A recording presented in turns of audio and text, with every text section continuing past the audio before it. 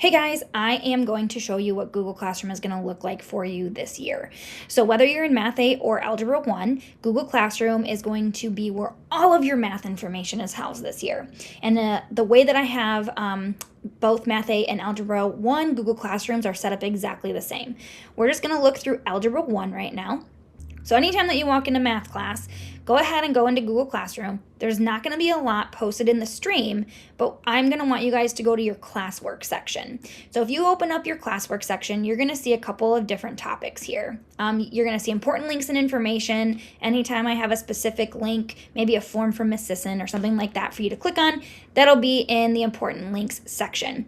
Welcome back is obviously for the first week back, but then after that, everything is going to be posted by unit. So I have Unit 1 here as an example to show you.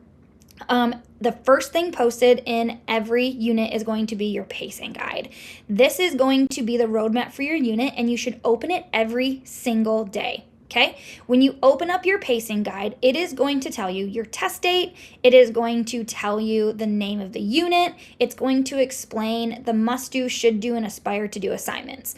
So remember these must do assignments, those are the things obviously you have to do. Your should do assignments are going to be the ones that are good practice and I recommend you doing. You don't have to though. And then the aspire to do assignments are going to be those assignments that might challenge you a little bit. So you're going to see the lessons broken down and the objectives for each lesson, and then you're going to see your must-do circles or red are going to be your must-do assignments. Your should-dos, yellow or squares, and then aspire to-dos are going to be those green stars. And it is going to tell you exactly what you need to do.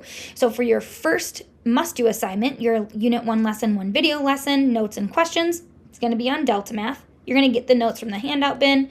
You're going to actively listen to the video, take good notes. You're going to show neat, named, and numbered work. Then you're going to keep those notes and work in your binder so you can reference them again. Once you have it done, you can go ahead and check that off. Or if you want to print the pacing guide, you can do this on paper pencil as well. That's fine. You're going to move on to your practice. And again, that's going to be on Delta Math, and you're going to show neat, named, and numbered work on lined paper. You want to keep that work in your binder. Then when you're ready for that checkpoint, you can bring all your notes and neat, named, and numbered work to me. You have to get your checkpoint from me. And again, remember, you must score 100% on the checkpoint to move on to that next lesson. So as you can see, all of the information that you're going to need for any single assignment is going to be available to you in Google Classroom. Furthermore, I'm going to go ahead and break down every single lesson for you as well. So if you go ahead and click on Unit 1 Lesson 1, it's going to tell you, hey, check the pacing guide. It's going to tell you exactly what to do. I'm going to have a link for Delta Math there and for IXL, which is going to be some of those should do assignments or aspire to do assignments. And then I'm going to have those notes for you. So if you need to print the notes out from home, I have the notes here, and the teacher key is also available in Google Classroom as well.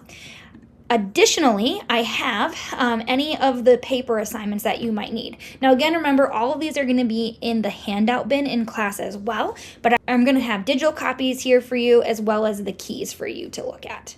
On top of that, I also am going to have your public tracker, so you're going to be able to go ahead and look at the public tracker, although that will also be displayed in class.